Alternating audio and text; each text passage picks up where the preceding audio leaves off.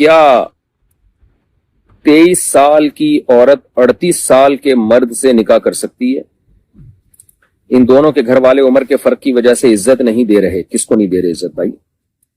کیونکہ وہ آدمی پہلے سے شادی شدہ ہے اور اب دوسری شادی کرنا چاہتا ہے. اس صورت میں ہمیں کیا کرنا چاہیے؟ دیکھیں 38 سال کا آدمی اگر دوسری شادی کر رہا ہے 23 سال کی لڑکی سے، تو دوسری شادی کر رہا ہو یا پہلی شادی کر رہا ہو، بات یہ ہے کہ جب ایج ڈیفرنس ہوتا ہے تو پھر اور بھی بہت ساری چیزیں دیکھنی پڑتی ہیں. خاص طور پہ مرد جب دوسری بھی کر رہا ہو تو جلدی نہیں کرنا چاہیے فیصلہ.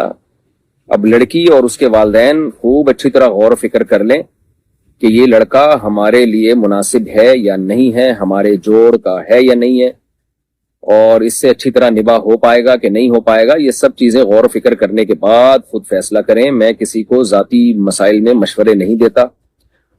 لڑکا 38 سال کا ہو یا 48 سال کا ہو یا 58 کا ہو یا 68 کا ہو، لڑکا ہی نہ رہا ہو، وہ آدمی بن چکا ہو، تو یہ لوگوں کے پرسنل معاملات ہوتے ہیں کس نے کس سے شادی کرنی ہے. تو اس لیے میں اس بارے میں مشورے نہیں دیتا. مجھے کیا پتا وہ بندہ کیسا ہے، دوسری کر کے نبھا پائے گا کہ نہیں نبھا پائے گا، تو چلا پائے گا اس رشتے کو کہ نہیں چلا پائے گا، واللہ عالم. ہاں ایک بات جس کا شریعت سے تعلق ہے وہ میں آپ سے عرض کر دیتا ہوں کہ میرے جب سے بیانات 4 شادیوں پہ جانا شروع ہوئے اور ترغیبات شروع ہوئی تو کچھ چیزیں میرے سامنے آئی ہیں جن کی اصلاح بہت ضروری ہے. مثال کے طور پر ایک لڑکی نے شادی کر لی کسی لڑکے سے اور دوسری بیوی بن گئی.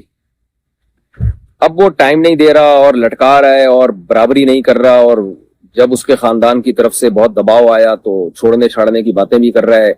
لڑکی بہت ڈپریشن میں چلی گئی. میرے سامنے کیس آیا تو پتا چلا کہ جی لڑکی نے اس سے دوسری شادی اس لیے کی، یعنی اس کی دوسری بیوی اس لیے بنی کہ میرے بیانات لڑکی نے سنے ہوئے تھے کہ 4 شادیوں کو پروموٹ کرنا چاہیے، تو اس لیے لڑکی اس کی دوسری بیوی بن گئی. یہ بہت پرلے درجے کی حماقت ہے.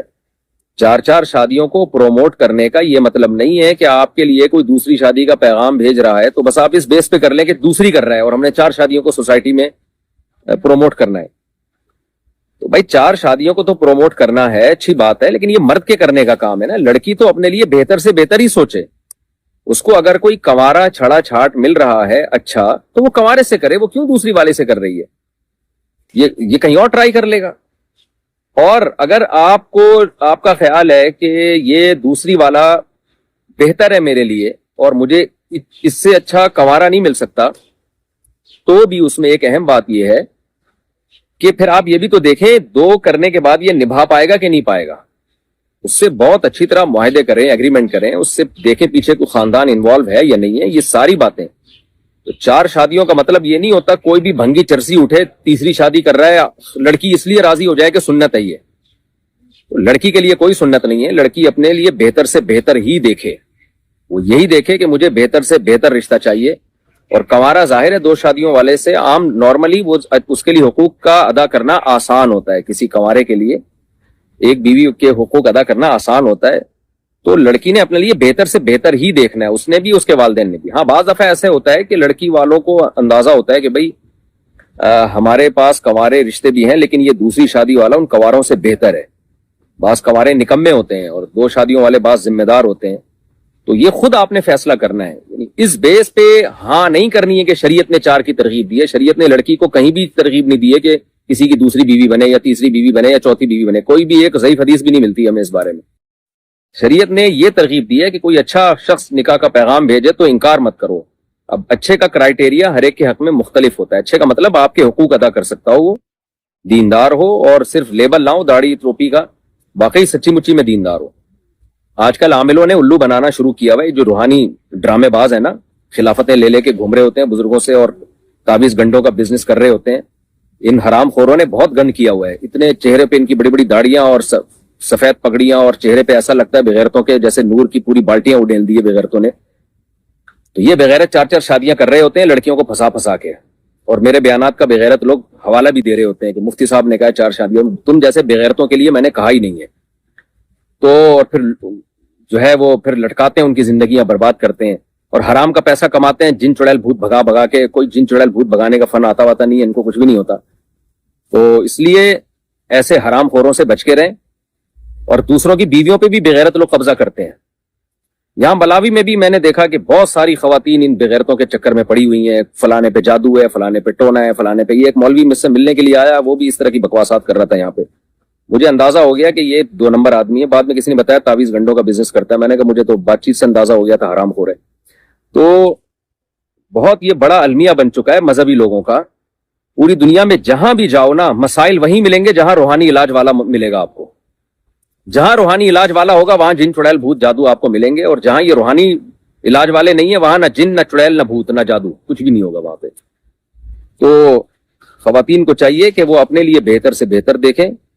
اگر ان کا خیال ہے کہ یہ دوسری شادی جو کر رہا ہے یہ زیادہ بہتر ہے میرے لیے اور یہ حقوق پورے کرے گا، اور ہوائی بات نہ، اس کی آمدن دیکھیں کیا ہے، رکھے گا کہاں، یہ سب چیزیں پہلے سے طے شدہ ہوں، دونوں کے برابر حقوق پورے کرے گا، یہ سب چیزوں میں آپ کو اطمینان ہو گیا اور کوئی اس نوعیت کا کنوارا نہیں مل رہا تو کریں آپ. پھر ساری زندگی بیٹھے رہنے سے بہتر ہے کہ کسی کی دوسری یا تیسری بیوی بن جائے. اور جو میں ایک بات کہتا ہوں وہ ریپیٹ کرتا ہوں کہ کسی نکمے کی پہلی بیوی بننے سے بہتر ہے کسی سمجھدار ذمہ دار کی چوتھی بن جائے. لیکن یہ جب کنوارا نکما ہو. پھر کنوارا نکما نہیں ہے تو پھر کنوارے کو ترجیح دینی چاہیے. کیا گھٹنا دکھا کر وضو کر سکتے ہیں؟ کیا مطلب بھائی گھٹنا دکھا کر وضو کرنا؟ اس کے پیسے ملتے ہیں؟ کیا ہوتا ہے اس سے؟ تو میرا خیال ہے بعض لوگ پاؤں دھوتے ہوئے گھٹنا بالکل کھول دیتے ہیں، تو یہ جائز نہیں ہے، گھٹنا سطر میں داخل ہے. اگر لڑکی کا باپ فوت ہو گیا ہو اور اس کی ماں اور بھائی پیسوں کی لالچ میں اگر زبردستی اس کی شادی کہیں کروانا چاہ رہے ہوں لیکن لڑکی اس رشتے سے راضی نہیں، تو کیا اس صورت میں لڑکی اپنے گھر سے بھاگ کر اپنی مرضی سے نکاح کر سکتی ہے؟ کیا اس کے لیے ایسا کرنا جائز ہے؟ اگر واقعی بھائی لالچی ہے تو اپنے خاندان کے دوسرے مردوں سے رابطہ کرے، گھر سے بھاگے مت. گھر سے بھاگنے کے سائیڈ ایفیکٹ بہت زیادہ ڈینجرس، بہت زیادہ خطرناک ہوتے ہیں. بھاگنے کے بعد آپ کا کیا خیال ہے؟ کوئی بہت نیک انسان مل جائے گا آپ کو، وہ اور زیادہ آپ کو بیوقوف بنائے گا جب اس کو پتا ہے کہ اس کے باپ اور بھائی، اس کی ماں اور بھائی اس کے خلاف ہیں اور لالچی ہیں، اور والدین باپ کا بھی انتقال ہو چکا ہے. تو وہ بھگانے کی آپ کو لالچ تو دے گا لیکن وفا نہیں کرے گا آپ کے ساتھ، وہ آپ سے کھیلے گا. عام طور پر ایسا ہی ہوتا ہے 99.9%. تو اس لیے پھر بھائی کے بجائے خاندان میں کوئی اور ہو، چچا ہو، ماموں ہو، ان سے رابطہ کریں کہ بھئی یہ اس طرح کر رہے ہیں، میں اس پہ راضی نہیں ہوں. اور اگر پھر بھی کوئی حل نہ ہو تو پھر کورٹ کا راستہ اختیار کیا جائے، کورٹ میں جا کے کیس کیا جائے کہ بھئی میرا نکاح کسی انسان کے بچے سے کرایا جائے. آپ کے نزدیک ہو جاتا ہے وضو لیکن وضو کا ثواب نہیں ملتا، اور باقی ائمہ کے نزدیک وضو نہیں ہوتا. یہ تو ایک اختلافی مسئلہ ہے، لیکن نیت کیے بغیر بہرحال وضو کا ثواب حاصل نہیں ہوتا. اور نیت ہوتی ہے، وہمی نہ بنے. پتہ چلا نلکا کھول کے گھنٹہ نیتیں ہو رہی ہیں وضو کی، بس جب بیٹھے ہیں تو اور کیا کرنے کے لیے بیٹھے ہیں؟ وضو کرنے کے لیے تو بیٹھے ہیں یہاں. کیا تعویذ پہننا شرک ہے؟ حدیث میں آتا ہے کہ رقیہ اور تعویذ یعنی تمائم جو ہے یہ شرک میں سے ہے. یہاں شرک سے مراد، تعویذ سے مراد وہ تعویذ جو شرکیہ تعویذ ہے، کیونکہ رقیہ میں کبھی حدیث میں تذکرہ ہے نا کہ رقیہ بھی شرک میں سے ہے. تو سب کا اتفاق ہے کہ رقیہ وہ جب شرک بنتا ہے جب اس کے کلمات شرکیہ ہوں. تعویذ میں اگر کسی نے یا اللہ مدد لکھ کے لٹکا دیا تو یہ شرک کہاں سے ہو گیا؟ تو علی اطلاق تعویذ کو شرک ہے نا، یہ جہالت کی بات ہے. البتہ یہ ضرور ہے کہ تعویذ گنڈے کرنے والے شرک کی طرف چلے جاتے ہیں بہرحال آہستہ آہستہ، کیونکہ توہم پرستی پھیلتی ہے اس سے. تو اس لیے تعویذ اگر اس کے کلمات دعائیہ ہوں اور اللہ سے مدد مانگی گئی ہو، یا یعنی کوئی بھی مبارک کلمات ہوں اس میں، وہ شرک تو نہیں ہے. لیکن جو سنت عمل ہے وہ یہی ہے کہ دعاؤں کا اہتمام کیا جائے. جب کوئی مسائل ہو اللہ سے دعائیں مانگی جائیں اور اسباب اختیار کیے جائیں. کوئی بیماری ہے تو علاج بھی کریں اور اللہ سے دعائیں مانگیں، یہ سنت عمل ہے. تعویذ گنڈے میں جو لوگ پڑھتے ہیں تو وہ پھر بالآخر توہم پرستی کی طرف جاتے ہیں، اور اس کی کوئی انتہا نہیں ہے. ایک دھاگا ہوگا انگوٹھے میں، ایک ادھر ہوگا ایک ادھر ہوگا. میں نے دیکھا ہے تعویذ والوں کی حالت بیچاروں کی کیا ہوتی ہے. اس لیے اپنے آپ کو ان چیزوں سے دور رکھیں. حدیث میں ترغیب یہی ہے کہ یہ سب ان چیزوں سے ایوائڈ کیا جائے. کیا استخارہ ہر کام سے پہلے کرنا چاہیے؟ نہیں جناب، استخارہ اہم کاموں سے پہلے ہوتا ہے، اور ان کاموں میں جن میں ڈاؤٹ ہو، آپ کو سمجھ میں نہ آ رہا ہو کہ صحیح بہتر کیا ہے، تو اس میں 2 رکعت پڑھ کے اللہ سے دعا مانگی جائے. استخارے کی مسنون دعا بہتی زیور میں لکھی ہوئی ہے، آج کل تو انٹرنیٹ پہ بھی مل جاتی ہے، آپ لکھیں گے استخارے کی مسنون دعا وہ آ جائے گی. تو اس میں یہ دعا مانگی جائے. اس کے الفاظ یہ ہوتے ہیں: ان کان ھذا الامر خیر لی فی دینی و معاشی و عاقبت امری فقدرہ لی و یسرہ لی، کہ اللہ اگر یہ کام بہتر ہے تو مقدر کر دے، بہتر نہیں ہے تو ہٹا دے. باقی اس میں خواب واب نہیں آتا، آئے گا بھی تو اس کی کوئی شرعی حیثیت نہیں ہے. کرنا وہی ہے کہ جو آپ کو سمجھ میں آ رہا ہو، اور خوب سمجھ لیں مشورے کی اہمیت شریعت میں استخارے سے زیادہ ہے، یہ بھی ذہن میں رکھیں. کیا 3 طلاق ایک ساتھ دینے سے طلاق ہو جاتی ہے؟ جی بالکل ہو جاتی ہے، اس پر پوری امت کا اتفاق ہے. بعد میں کچھ لوگوں نے اختلاف کیا ہے اور وہ پھیلا دیا پھر. اچھا آج کل بہت سارے مفتیان کرام، بہت سارے تو نہیں، کچھ مفتیان کرام میرے ساتھ اختلاف کلپ بنا رہے ہیں کہ مفتی طارق مسعود کہتا ہے کہ 3 طلاقوں 3 ہونا یہ اجماعی مسئلہ ہے، حالانکہ دیکھو فلاں نے بھی کہا ہے کہ یہ اختلافی مسئلہ ہے، فلاں نے بھی کہا ہے کہ یہ اختلافی مسئلہ. تو دیکھیں کہنے پر گورنمنٹ کی طرف سے کوئی پابندی نہیں ہے، کوئی کسی بھی ٹائم پہ کچھ بھی کہہ سکتا ہے. اختلافی مسئلہ جب بنے گا جب آپ کسی صحابی رسول سے یا کسی جلیل القدر تابعی سے ثابت کریں جو خیر القرون تھا. خیر القرون میں کوئی ایک ہمیں نہیں ملتا صحابی یا تابعی جلیل القدر تابعی، یعنی وہ تابعی جو باقاعدہ امت میں فقہ تابعی کہلاتے ہوں، قابل اعتماد ہوں. کوئی بھی نہیں ملتے جنہوں نے 3 طلاقوں کو ایک کہا ہو. اور پھر بھی اگر کوئی مفتی کہے کہ نہیں فلاں نے کہا ہے، دیکھو فلاں کتاب کا حوالہ، اس کی سند پیش کر دیں، میں آپ کے سامنے 2 اور 2 4 کی طرح واضح کر دوں گا. یہ سب باتیں ہی باتیں ہیں.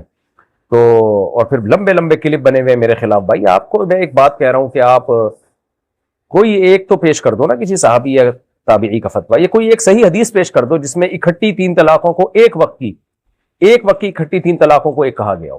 کچھ بھی نہیں ہے، باتیں ہیں. تو باتیں کرنے پر گورنمنٹ کی طرف سے کوئی پابندی نہیں ہے، جتنی باتیں کریں ویوز بہت زیادہ ملتے ہیں اس سے. جب بھی کوئی اہل حدیث بھائی اس طرح کی، کوئی عالم اس طرح کی بات کرے نا کہ نہیں یہ صحابہ میں اختلاف تھا اور تابعین میں اختلاف تھا، ان سے کہیں بھائی اس صحابی کا یا اس تابعی کا نام بتائیں سند کے ساتھ اور اس کی عربی عبارت نقل کر دیں. میں 2 اور 2 4 کی طرح انشاءاللہ بتا دوں گا کہ کیا گڑبڑ ہوئی ہے اس میں. تو باقی باتیں کرتے رہیں بیٹھ کے، کوئی پابندی نہیں ہے. کچھ لوگ کہتے ہیں علماء دیوبند نے بھی لکھا ہے کہ 3 طلاق اختلافی مسئلہ ہے. میں نے بتایا لکھنے پر گورنمنٹ کی طرف سے کوئی پابندی نہیں ہے، کوئی کچھ بھی لکھ سکتا ہے. صحابی یا تابعی سے دکھا دیں آپ، اور میں دکھا سکتا ہوں. میں کیا نیٹ پہ جائیں گے دن آپ کو صحابہ کرام کے اقوال فتاوی ملیں گے جنہوں نے اکٹھی 3 طلاقوں کو 3 ہی کہا ہے، اور حدیثیں بھی ملیں گی، قرآنی آیات بھی ملیں گی. نہ قرآن میں کہیں ہے کہ اکٹھی 3 طلاقیں ہوتی ہے، نہ حدیث میں، نہ کسی صحابی سے، نہ کسی تابعی سے. اتنا بڑا دعویٰ میں کر رہا ہوں تو اب آپ اس دعوے کے خلاف کوئی ریفرنس دے دو نا کہ نہیں جی دیکھو قرآن میں یہ لکھا ہوا ہے 3 ایک ہوتی ہیں، یہ دیکھو یہ لکھا ہوا ہے، یہ حدیث میں یہ آتا ہے دیکھو اکٹھی 3 طلاقیں ایک ہوتی ہیں. کہیں دکھا دیں حدیث ہمیں بھی. وہ حضرت رکانہ کی حدیث پیش کی جاتی ہے، اس میں اتنا اضطراب ہے اور اس کی صحیح سند سے جو ثابت ہے وہ پی جاتے ہیں، کھا جاتے ہیں. اس لیے ٹو دا پوائنٹ بات کرنی چاہیے اس میں. کیا میسج پر طلاق دینے سے طلاق ہو جاتی ہے؟ جی ہاں جناب، میسج پہ طلاق دینے سے بھی طلاق ہو جاتی ہے. اگر میسج میں اپنی بیوی کو طلاق دی ہے اور اس کا نام لے کے یا اس کی طرف نسبت کر کے یا اس کو میسج بھیجا ہے طلاق لکھ کے، تو اس طرح سے ہو جاتی ہے طلاق. یا یوں لکھ دیا میں اپنی بیوی کو طلاق دیتا ہوں، تو پھر نہ بھی بھیجی ہو تو لکھنے سے ہی ہو جائے گی. نابالغ بچے کا نکاح کرنا جائز ہے؟ دیکھیں نابالغ بچے کا نکاح شریعت میں جائز ہے، لیکن یہ جائز ضرورت کی وجہ سے ہے. جہاں ضرورت ہوگی ضرورت کا استعمال کیا جائے گا، لیکن یہ شریعت میں اس کی ترغیب نہیں ہے. ضرورت کی وجہ سے شریعت نے ایک چیز کو جائز قرار دیا، کیونکہ بعض دفعہ اچھا رشتہ نکلنے کا چانس غیر مسلموں کی نظر میں تو اچھے رشتے کی کوئی حیثیت ہی نہیں ہے نا. وہ تو 50 سال میں شادیاں کرتے ہیں، پہلے طبیعت سے ادھر ادھر منہ مارتے رہتے ہیں بڈھے ہونے لگتے ہیں تو شادی کر لیتے ہیں. تو ہمارا جو نام نہاد لبرل طبقہ ہے وہ بھی انہی سے متاثر ہے.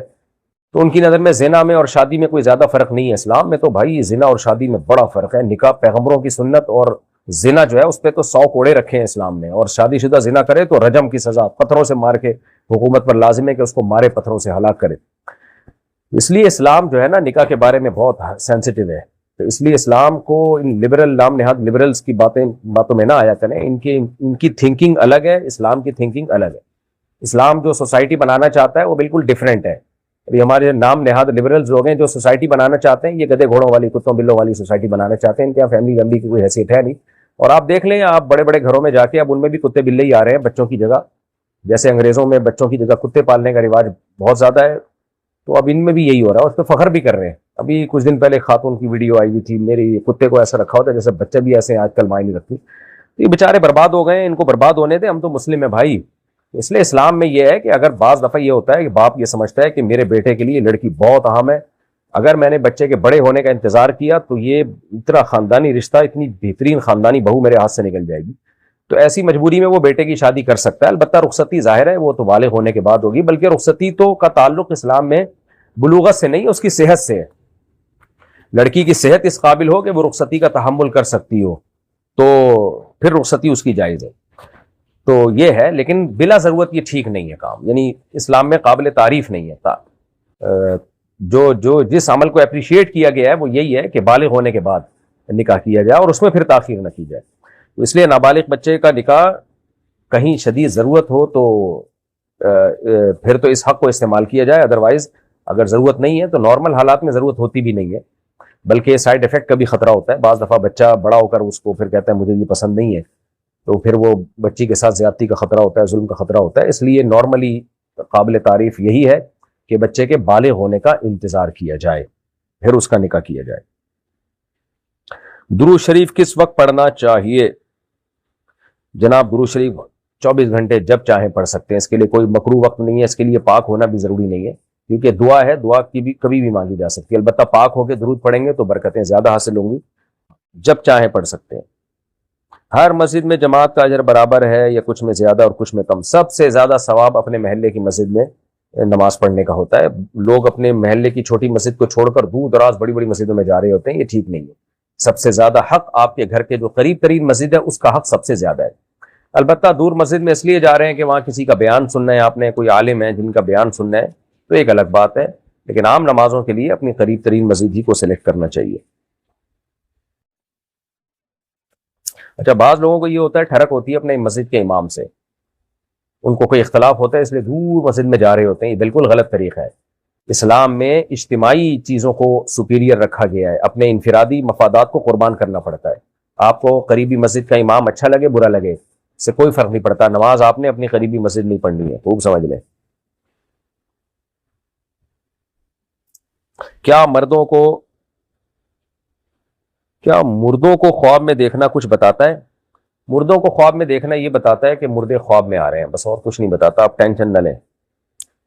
گھر میں تصویر لگانا گناہ ہے؟ جی ہاں، جاندار کی تصویر گھر میں ڈیکوریشن کے طور پہ لوگ اپنے ابا دادا اماں کی تصویریں لگاتے ہیں، اپنی شادی کی تصویریں کمرے میں لگائی ہوئی ہوتی ہیں دولہا دلہن نے. یہ حرام ہے، ناجائز ہے. شریعت میں اس پہ بہت شدید وعید ہے.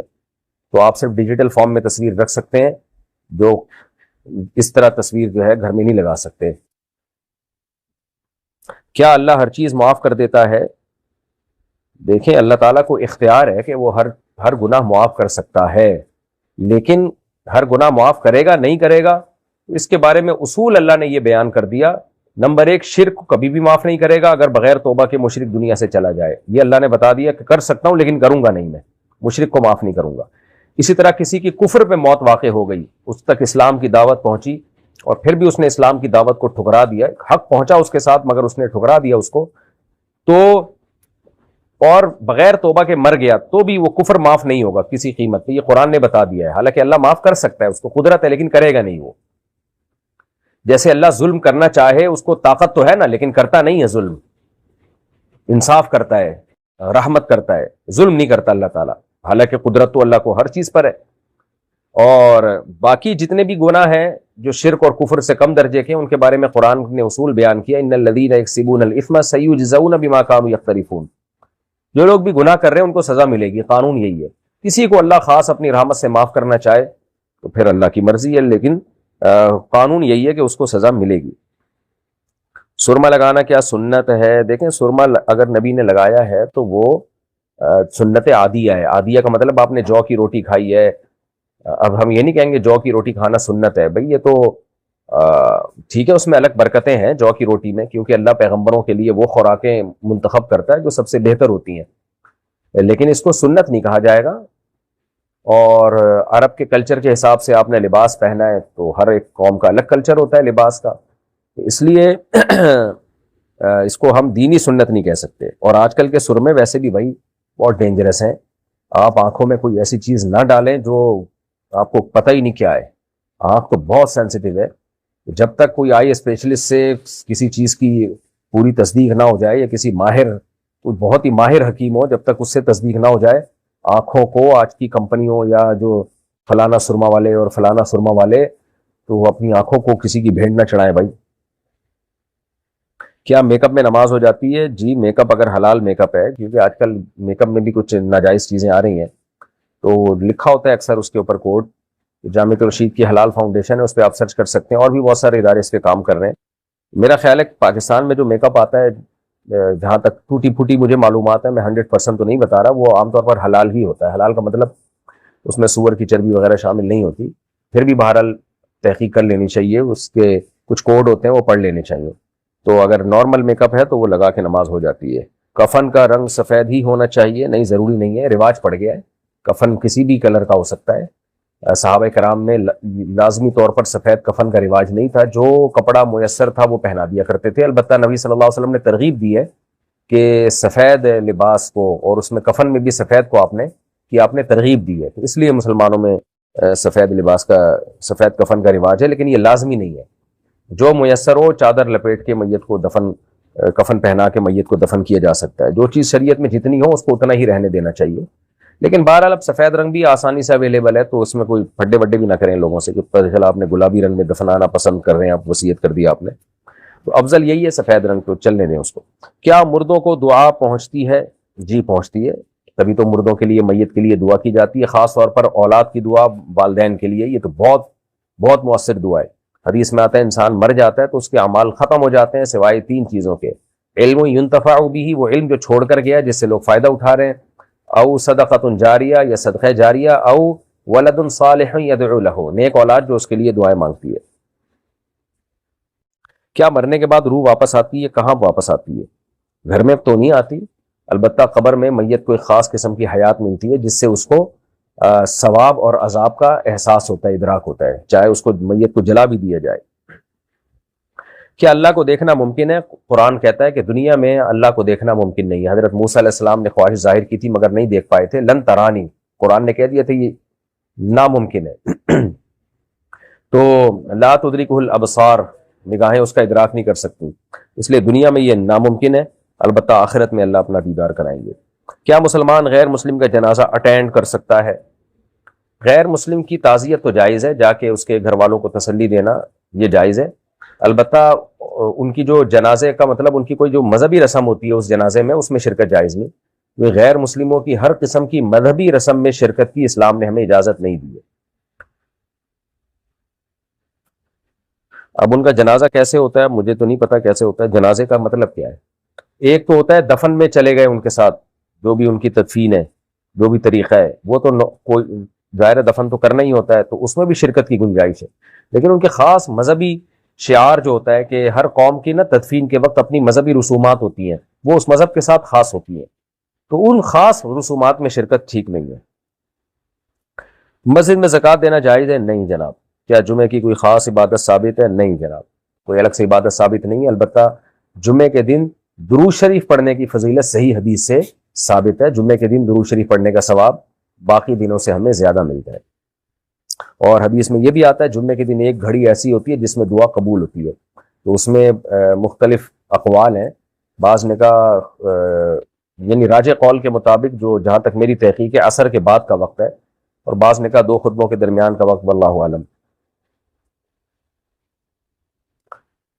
سورۃ الفاتحہ کیا ہر رکعت میں پڑھنا فرض ہے؟ نہیں جناب. سورہ فاتحہ امام مالک کے نزدیک تو پوری نماز میں 1 مرتبہ لازم ہے، یعنی 4 رکعتوں والی نماز جو فرض نماز ہے اس کی بات کر رہا ہوں. سنتوں اور نوافل میں تو ہر رکعت میں لازم ہے.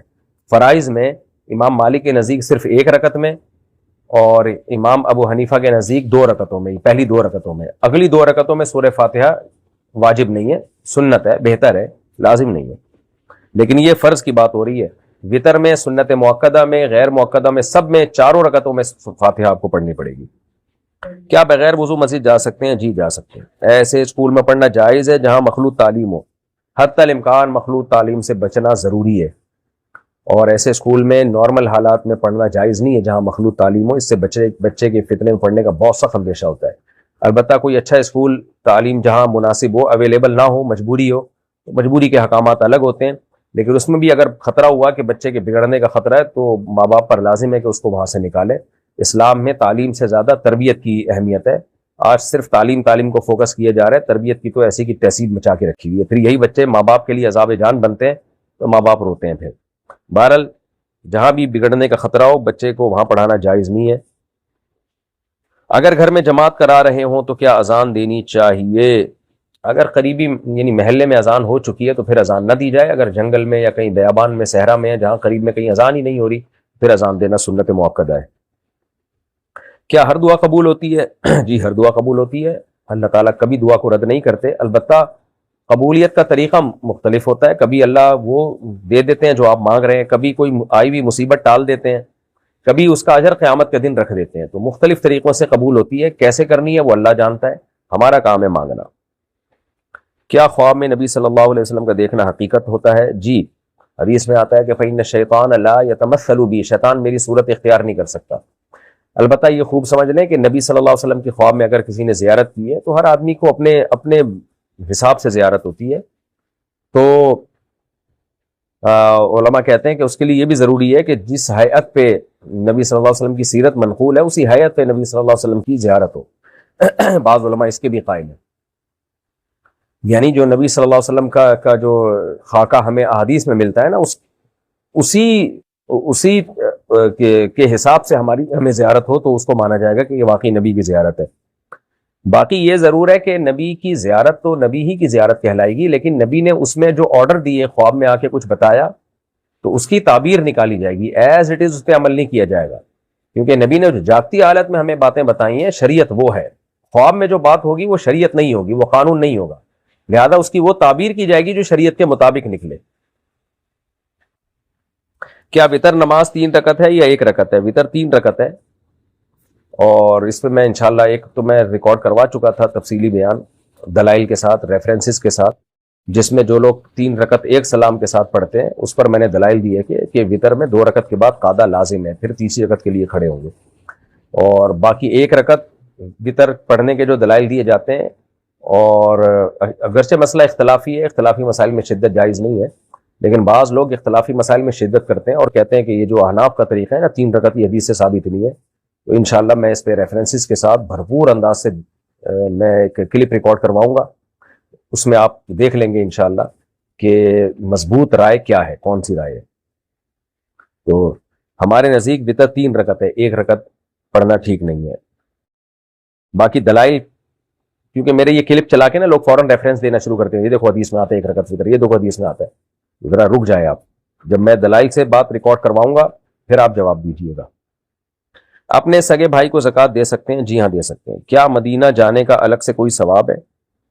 دیکھیں مدینہ نبی صلی اللہ علیہ وسلم کے شہر کی زیارت کرنا، آپ صلی اللہ علیہ وسلم کی قبر مبارک کی زیارت کرنا، اس کے ثواب ہونے میں بھی کسی مسلمان کو شک ہو سکتا ہے، تو بہت بڑا ثواب ہے، چھوٹا ثواب نہیں، اور محبت کا تقاضا بھی ہے۔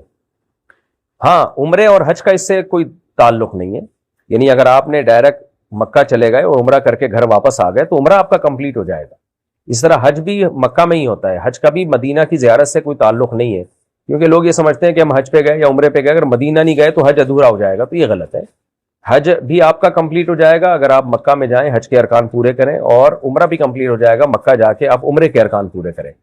البتہ جو بھی عمرہ کرنے جاتا ہے، حج کرنے جاتے ہیں، مدینہ کی زیارت کے لیے اس لیے جاتا ہے کہ جب اتنی دور آئے ہیں، پیسہ خرچ ہوا ہے، تو سید الانبیاء صلی اللہ علیہ وسلم کے روضے کی حاضری اور آپ کے مسجد نبوی کی نماز کا ثواب ہم کیوں ضائع کریں، ورنہ دوبارہ الگ سے آنا پڑے گا اس کے لیے۔ تو اس لیے جب بھی کوئی عمرہ یا حج کرنے جاتا ہے تو وہ مدینہ کی بھی زیارت کرتا ہے، اگرچہ اس کا حج عمرے سے تعلق نہیں ہے، لیکن یہ زیارت اس لیے کہ یہ ثواب، ہم کیوں اس ثواب سے محروم ہوں۔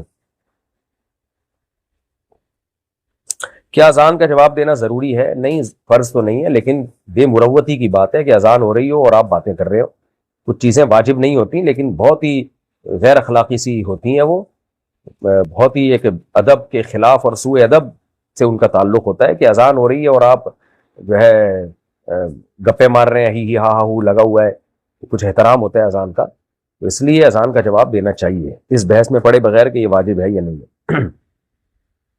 کیا پریشانی اللہ کی آزمائش ہے؟ جی ہاں، ہر پریشانی